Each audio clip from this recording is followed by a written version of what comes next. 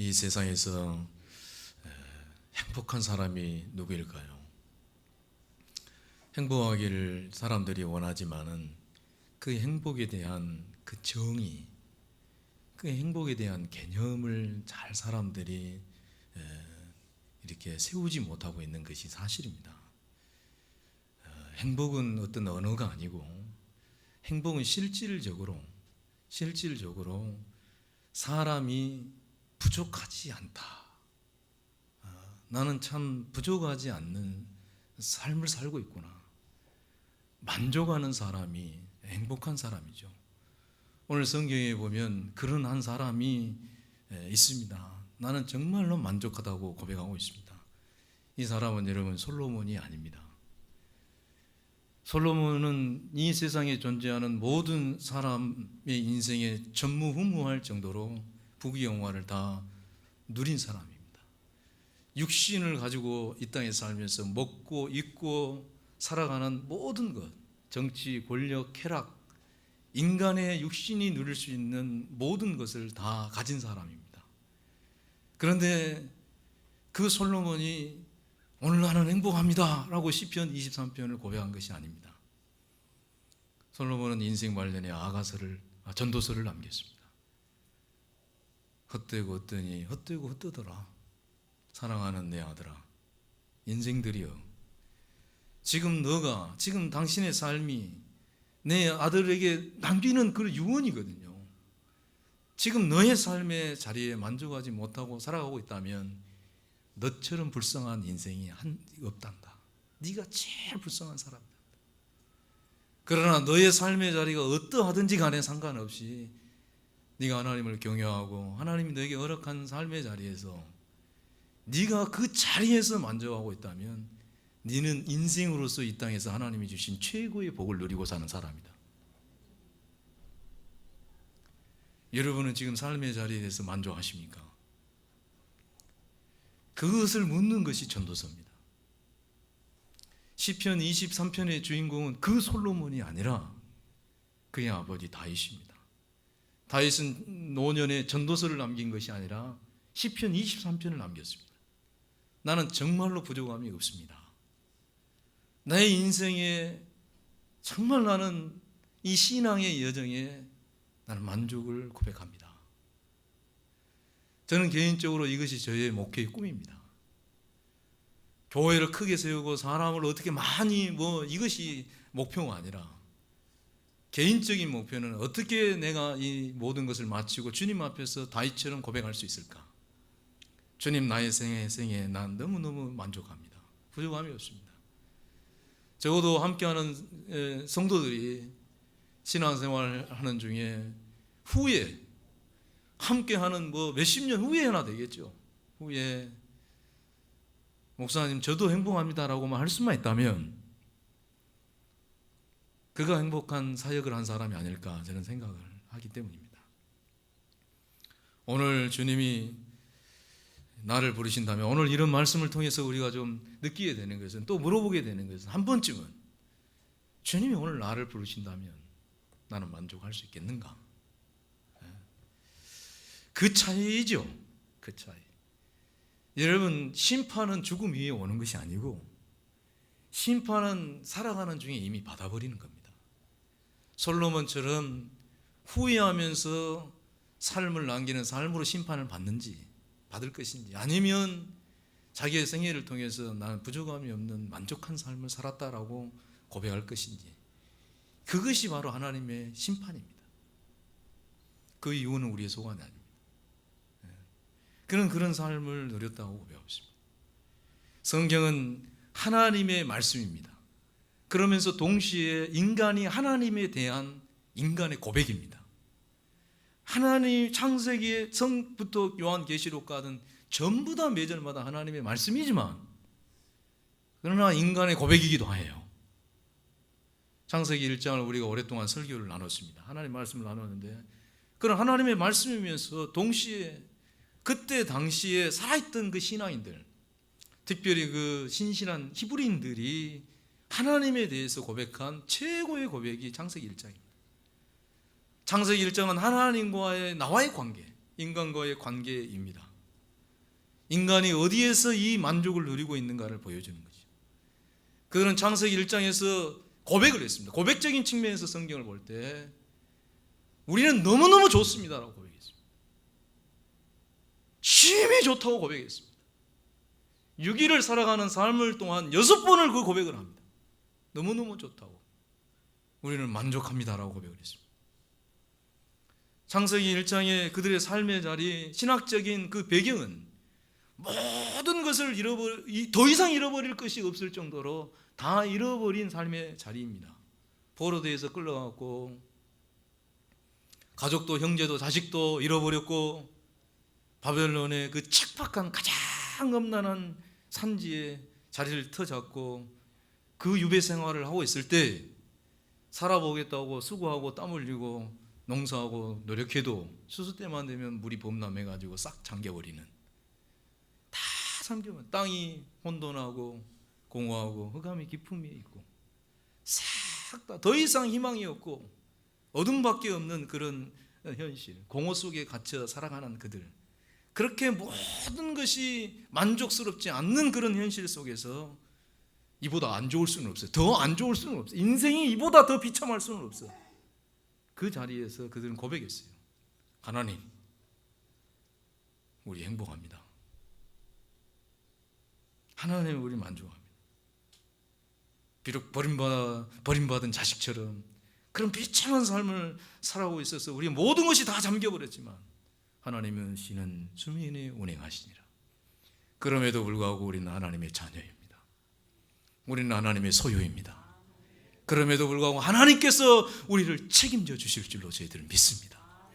이 모든 현실 위에서도 운행하심으로 우리와 함께 하시고 일하심을 고백하고 믿습니다. 흑암 가운데 빛을 비춰주셔서 우리의 영혼을 밝게 하시고 궁창으로 회복시켰던 우리의 내면이 상하지 않도록 보호하여 주시고 또 뭔가를 시작할 수 있도록 모든 질서가 허물어져 버린 이 상황 속에서도 해와 달과 별로 하나님의 그 섭리로 어긋나지 않도록 순리대로 이끌어 줄 줄로 믿고 감사를 드립니다.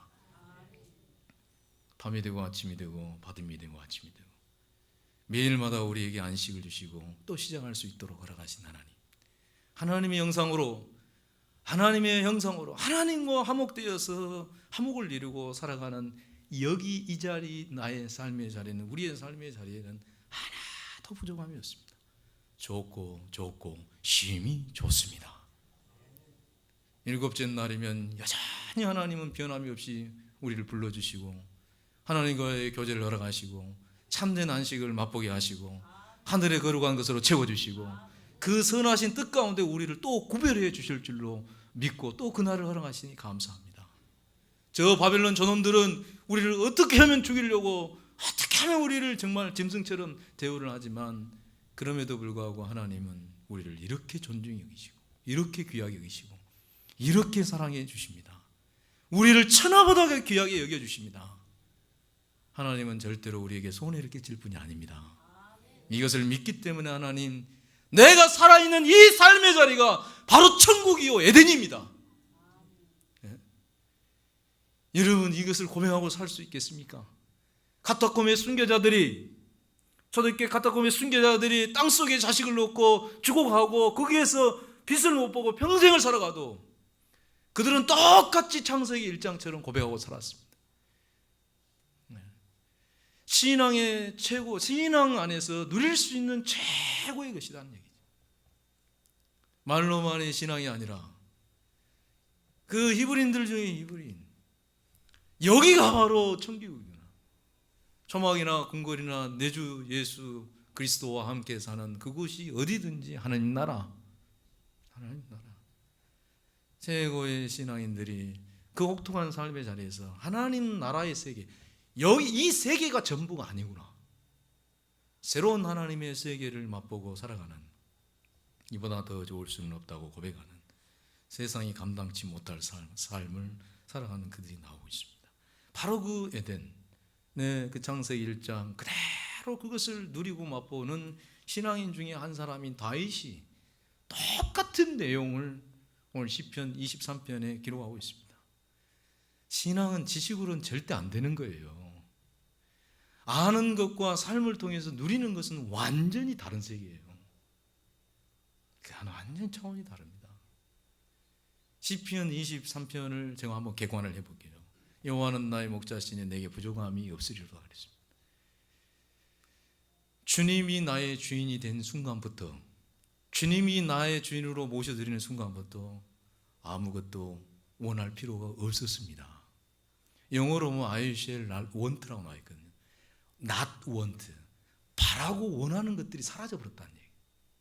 주님이 나의 주인이 된 순간부터 그 삶 자체가 바라는 것 자체가 없어져 버린다. 만족이 되어버리니까 부족하다는 것 자체가 느껴지지 않는 상태가 되어버리더라. 그분이 나의 셰퍼드, 목자가 되신 이후부터 일어난 그 첫 번째가 뭐냐면 만족. 이것은 어떤 외적인 표현을 하는 것이 절대 아닙니다. 이것은 주님과의 관계 안에서 지금 내적인 자기의 상태를 고백한 내용이에요. 내 안에서 이루어진 이 만족함의 상태를 그렇게 고백한 겁니다. 두 번째, 그가 나를 푸른 풀밭에 누이시고 쉴만한 물가로 인도하시는 도다 그랬습니다. 우리는 이것을 환경적인 어떤 변화를 이야기하는데 절대 그렇지 않습니다. 이건 환경을 이야기하는 것이 아닙니다. 맑은 푸른 풀밭, 맑은 시냇물가라고 하는 것은 내 영혼이 지금 누리고 있는 상태를 표현하는 거예요. 내적인 상태를 이야기하는 겁니다. 푸른 풀밭처럼 맑은 시냇물가에 있는 것처럼 너무너무 고요한 내 안에서 이렇게 이루어지는 그 영혼의 만족, 평온함, 고요함. 그가 나를 푸른 풀밭에 누이시며 쉴만한 물가로 인도하시고, 환경적인 어떤 부분에서가 아니라 내적으로 밀려가는 그 가운데 내 영혼을 소생시키시고, 내적인 평안함 속에서 내가 그 주님을 나의 주인으로 모셔드리고 그분 앞에 안길 때 주님이 나에게 참된 안식을 허락하셨을 뿐만 아니라 그 속에서 무슨 일이 벌어지냐면 내 영혼을 소생시키시고 죽은 자 같은 나를 다시 살리셨다는. 소생이란 말은 죽음을 전제하는 표현입니다. 감정의 얽매여서 죽어 있고 생각에 붙들려서 죽어 있고 어떠한 여러 가지 것들에 붙들려서 그분이 나를 품으시고 나의 그런 상태를 다시 이렇게 회복시키시고 자유케 하시더라. 그리고 자기 이름을 위하여 의의 길로 인도하시더라. 정확한 영적인 순서예요. 모셔드리고 그 안에서 쉼을 얻고 나를 정화시키고 다시 자유케 하시고 살아나게 하시고 그리고 자기 이름을 위하여 이제 내가 주인이 아닌 그분이 주인이 되어서 자기 이름을 위한다는 자기 이름이라는 얘기는 성경에서 말하는 이름은 권능을 이야기합니다. 내 안에서 살아서 역사하시는 그 권능으로 비로소 나의 삶을 이끌어 가심을 느끼게 되었다는 표현입니다. 이제서야 그것이 인식이 되어지는 내적 평안을 풍성하게 누리는 중에 나의 삶으로 이제 나타나는 것을 이제야 알게 되어지는 것이죠. 내가 예배 가운데 바라보고 묵상 가운데 기도하고 성경 가운데 바라봤던 그 하나님이 어느 순간 나의 삶의 자리에 크게 서서 계시는 배후에 이렇게 삶 속에서 살아계시는 분으로 보여지기 시작한 거예요. 모든 권능으로 모든 삶 가운데서 함께 하시고 일하심을 체험하게 되었다는 것입니다. 갑자기 눈이 열려버린 거예요. 이런 은혜가 있으시기 바랍니다. 정말 이런 은혜가 있으시길 바라요. 창세기 25장에 보면 아브라함이 이런 하나님을 만났다라고 거기도 써졌어요.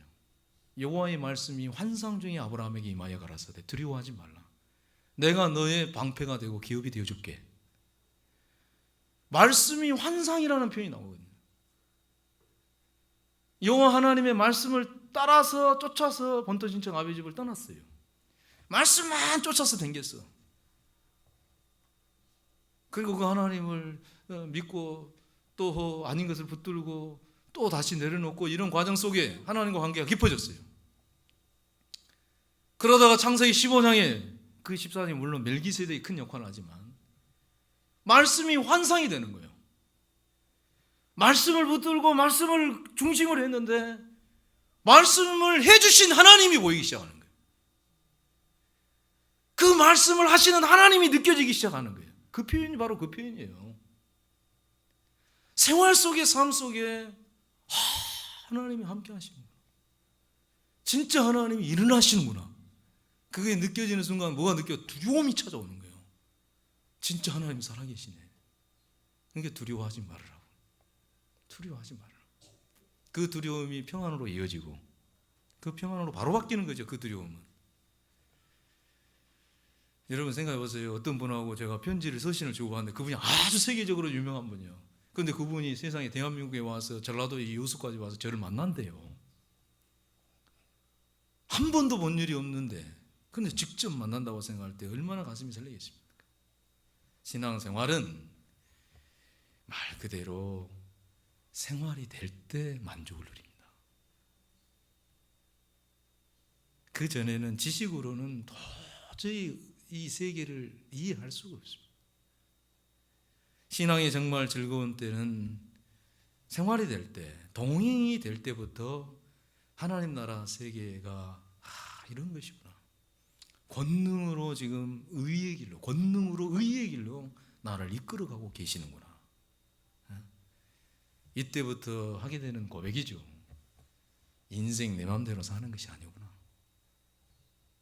젊다고 가졌다고 있다고 인생 내 뜻대로 내 마음대로 되어지는 것이 아니구나. 하고 싶은 대로 하고 사는 것이 아니구나. 이때부터 이제 묻게 되고 여쭙게 되죠. 뜻이 무엇이냐고. 왜 이렇게 저를 사랑하시고 왜 이 시대에 나를 이렇게 이 자리에 있게 하셨는지. 이것이 가능하기 위해서 제일 중요한 것이 1절, 2절, 3절입니다. 정말로 주인을 모시고 그분과 교제 안에서 여러분이 참된 쉼을 누려야 됩니다. 푸른 풀과 맑은 시냇물과. 이거는 교회하고 면하지만 상관이 없어요. 여러분과 1대1 그분과의 관계 안에서.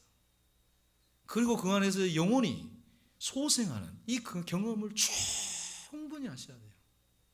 상당히 많이 해야 됩니다. 그래서 시편 34편 8절에 여호와의 선하시고 인자하심을 너희가 맛보아할지라 했어요. 충분히 누려야지 이것이 비로소 삶으로 보여지기 시작하는 거죠. 권능으로 나를 이끌어 가시는구나 느껴지기 시작합니다. 그래서 시편 16편에 보면 내가 여호와를 항상 내 앞에 모심으로 내 온편에 계심으로 내가 흔들리지 아니하로다. 그래서 내 마음은 기쁘고 내 영이 즐거워하며 내 육체도 안전히 살리리니 주께서 생명의 길을 내게 보이시리니 주의 앞에는 충만한 기쁨이 있고 주의 오른쪽에는 영원한 즐거움이 있나이다 그랬습니다. 권능으로 일하시는 하나님이 크게 보이기 시작할 때부터 이제 교제가 충분히 되는 거죠. 어떤 일이 있든지 간에 내가 주인이 아니니까 어떤 뜻이 있으시는지 여쭤보게 범사의 그분을 인정하게 되고 이해할 수 없는 그런 현실 앞에서도 분명히 하나님이 그 권능으로 일하심을 믿기 때문에 맡기고 기다릴 수 있는 힘이 여기서 생기는 것입니다. 예전처럼 기분 따라 안 해버려요. 감정 따라 안 가. 정에 매여서 사람 매이지를 안 해요. 다른 것 의지해가지고 뭔가를 풀어보려고 하지 않아요. 전능자가 하심을 믿기 때문에, 다 알고 계시는 전능하신 분이 있기 때문에 그분이 하시도록 어떤 일이든지 간에 나에게 아픔을 주는 일이라 할지라도 맡기게 되는 것이죠. 그 고백을 지금 하고 있는 것입니다. 그래서 시편 23편은 하나님과의 관계 안에서 인간이 신앙의 관계 안에서 누릴 수 있는 최고의 영적인 가장 아름다운 고백이죠. 성경 전체를 이렇게 어떤 신학자는 압축시켜놨다고도 합니다. 다윗은 수많은 기도문을 시편에 기록했지만 단 한 번도 책상에서 쓴 적이 없었습니다. 거의 대부분이 자신의 생활 속에서, 수많은 고난의 자리에서, 그 자리에서 권능으로 자기 이름을 위하여 일하시는 하나님을 인정을 하고, 정말 버림받고 비참하게 사울에게도 자식에게도 버림받는 그 순간 속에서도 그 자리마다 함께 살았습니다. 신앙생활을 했다는 거예요. 그리고 그 속에서 하나님 나라 세계를 본 거죠. 경험하고 하나도 부족함이 없다. 창세기 1장하고 똑같죠? 똑같습니다. 그리고 그 다음에 내가 사망의 음침한 골짜기로 다닐지라도, 자 보십시오. 내가 그분을 나의 주인으로 영접하고 내 영혼이 이렇게 고요하고 평안할 수가 없어요. 상하고 찍힌 것들이 하나씩 하나씩 소생하는 경험을 해. 계속 그 관계 속에서 보니까 나의 삶을 내가 이끌어가는 것이 아니라 그분이 간섭하고 있으면 이제 보게 되는 거죠. 그래서 여러분들 맡겼어요. 권능으로 나를 이끌어 가시라고. 그런데 나를 이끌어가는 자리가 어디냐면 사망의 음침한 골짜기요. 아니, 이럴 수가. 늘 피하고 싶고 가기 싫고 만나기 싫고 두려워서 도망치고 싶은 그 자리, 어둡고 답답하고 캄캄하고 힘든 그 인생의 그 고난의 현장으로 나를 이끌어 가시오버려요. 권능으로 이끌어 가신다고 그랬으면서, 진짜 즐겁다, 이 정도면 신앙생활 재밌게 할 수 있겠구나 라고 하는데 나를 사망의 음침한 골짜기로 딱 떨어뜨려 버려요. 그런데 놀라운 것은 내가 그 사망의 음침한 골짜기로 다닐지라도 두려움이 안 생겨. 할렐루야. 이게 이제 나타나는 거죠. 두려워해야 되는데 안 두려워지는 나를 보는 거예요. 예전 같으면 산에 산에 난리를 치고 원망하고 좌절하고 낙심하고 이스라엘 백성들처럼 말이야, 예전으로 가자고 말이야. 과거로 돌아가자고. 지도자가 지금 모세밖에 없냐고. 또 세우고 옛날로 돌아가자고. 그런데 두려움이 안 생기니 마음이 평안해. 주께서 나와 함께 하심이라. 설명하기 힘든 표현이죠. 나를 붙들어주고 계시는, 내 안에서 권능으로 일하신 하나님이 저 표현대로 하면 밖으로 탁 튀어나오셔서, 인간의 표현으로 하면 톡 나오셔서 안과 밖을 탁 붙잡아 버리시네. 보세요. 여기를 잡고 계시는 하나님이 거기도 잡고 계시는 하나님으로 보여져 버리는, 이게 함께라는 표현 아니겠습니까? 주의 지팡이와 막대기가 나를 안위하시나이다. 초조하고 답답함이 다 사라지는, 천만이 나를 이어선다 할지라도 사자고가 풀무불에 들어간다 할지라도 그 권능이 일하고 있음을 믿고 모든 것을 맡겨버리니까 그 자리에서 임마누엘이 되니 주께서 내 원수의 목전에서 내게 상을 차려주시고 내 머리에 기름으로 부어주시고 내 잔이 차게 하시는데 넘치나이다. 잘 보십시오 여러분. 바로 그 사망의 음침한 골짜기가 세상에 나를 위해서 예비한 자리, 하늘문을 열어주셔서 신령한 것을 부어주시는 자리, 내 잔이 차고 넘치는 충만이 되어지는 그 복된 자리가 되게 하시라는 거예요.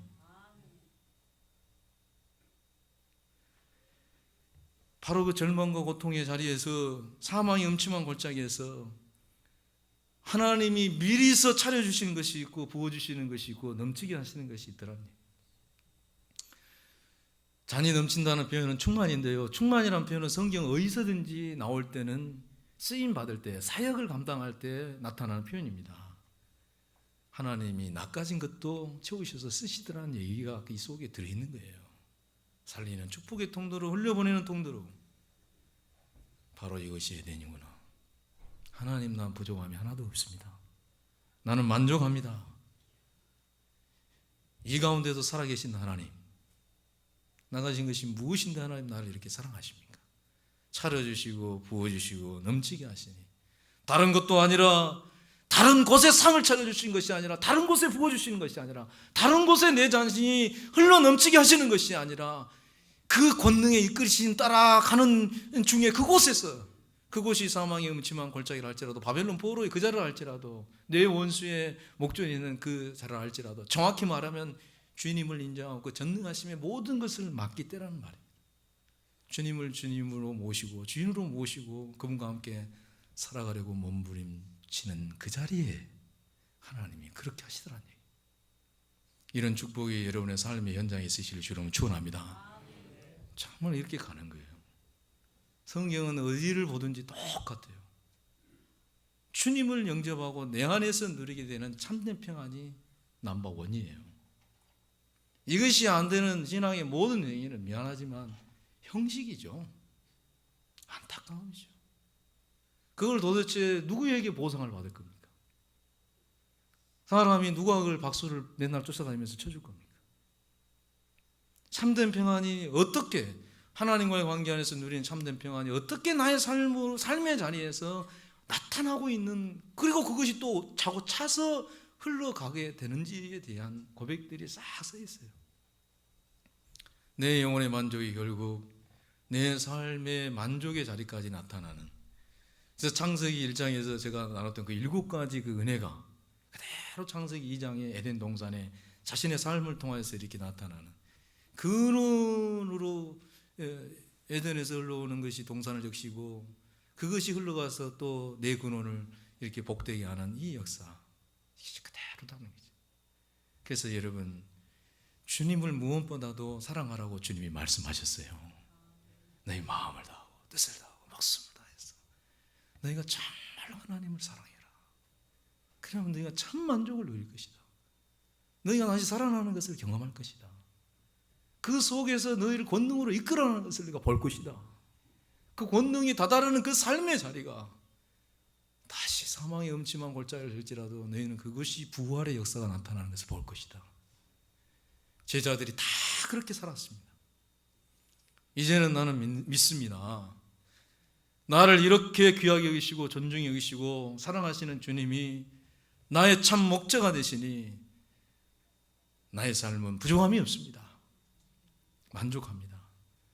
내가 살아가는 내 남은 평생도 하나님의 그 선하시고 인자하심에 나는 모든 것을 맡기려 합니다. 단시 고백을 하고 있습니다. 사랑하는 여러분, 여러분은 지금 어디쯤 계십니까?